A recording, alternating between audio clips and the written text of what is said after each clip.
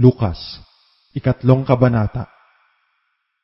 Nang 15 taon nga ng paghahari ni Tiberio Caesar, na nooy gobernador sa Judea si Poncio Pilato, at tetrarka sa Galilea si Herodes, at ang kapatid na si Felipe ay tetrarka sa lalawigan ng Iturea at Traconite, at si Lisanias ay tetrarka sa Abilinia.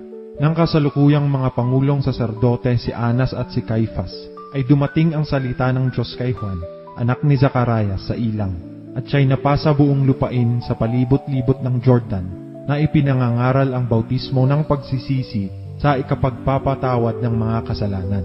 Gaya ng nasusulat sa aklat ng salita ng propeta Isaias, ang tinig ng isang sumisigaw sa ilang, ihanda ninyo ang daan ng Panginoon, tuwirin ninyo ang kanyang mga landas. Lahat ng libis ay tatambakan, at pababain ang bawat bundok at burol, at ang liko ay matutuwid, at ang mga daang bako-bako ay mga papatag, at makikita ng lahat ng laman ang pagliligtas ng Diyos. Sinabi nga niya sa mga karamihang nagsisilabas upang mangagpabautismo sa Kanya, kayong lahi ng mga ulupong, sino ang sa inyo'y nagudyok upang tumakas sa galit na darating?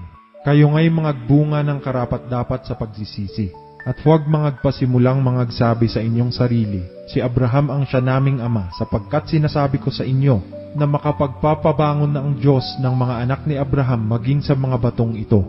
At ngayon pa'y nakalagay na ang palakol sa ugat ng mga punong kahoy. Ang bawat punong kahoy nga na di nagbubunga ng mabuti ay pinuputol, at inihahagis sa apoy. At tinanong siya ng karamihan na nangagsasabi, ano ngang dapat namin gawin? At sinagot niya at sinabi sa kanila, ang may 2 tunika ay magbahagi sa wala, at ang may pagkain ay gayon din ang gawin. At dumating naman ang mga maniningil ng buwis upang mangagpabautismo, at sinabi nila sa kanya, Guro, anong dapat naming gawin? At sinabi niya sa kanila, huwag na kayong sumingil pa ng higit kaysa utos sa inyo. At tinanong naman siya ng mga kawal at nangagsasabi, at kami, anong dapat naming gawin?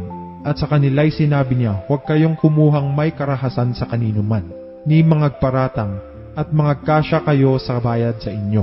At samantalang ang mga tao'y nagsisipaghintay at pinagbubulay-bulay ng lahat sa kanilang puso ang tungkol kay Juan, kung siya kaya ang Kristo, ay sumagot si Juan na sinasabi sa kanilang lahat, katotohanang binabautismohan ko kayo ng tubig, datapwat dumarating ang lalong makapangyarihan kaysa akin. Ako'y hindi karapat-dapat magkalag ng panali ng kanyang mga pangyapak. Kayo'y babautismohan niya sa Espiritu Santo at sa apoy. Nasa kanyang kamay ang kanyang kalaykay, upang linising lubos ang kanyang giikan, at tipunin ang trigo sa kanyang bangan, datapwat susunugin niya ang dayami sa apoy na hindi mapapatay.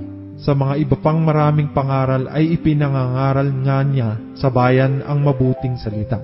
Datapwat si Herodes na tetrarka, palibhas ay pinagwikaan niya dahil kay Herodias, na asawa ng kanyang kapatid, at dahil sa lahat ng masasamang bagay na ginawa ni Herodes, ay naparagdag naman ito sa lahat, na kinulong niya si Juan sa bilangguan. Nangyari nga, nang mabautismohan ang buong bayan, na si Jesus ay binautismohan naman, at nang nananalangin ay nabuksan ang langit, at bumaba sa kanya ang Espiritu Santo, na may anyong katawan, tulad sa isang kalapati, at nanggaling ang isang tinig sa langit, ikaw ang sinisinta kong anak, sa iyo ako lubos na nalulugot. At si Jesus din, nang magpasimula siyang magturo, ay may gulang na 30 taon, na anak ayon sa sinasapantaha ni Jose, ni Eli, ni Matat, ni Levi, ni Melki, ni Hane, ni Jose, ni Matatayas, ni Amos, ni Nahum, ni Esli, ni Nage, ni Maat, ni Matatayas, ni Simei, ni Jose, ni Juda, ni Juana, ni Resa, ni Zorobabel, ni Siatiel, ni Neri, ni Melki, ni Adi, ni Kosam, ni Elmodam, ni ni Jesus, ni Eliezer, ni Jorim, ni Mata, ni Levi,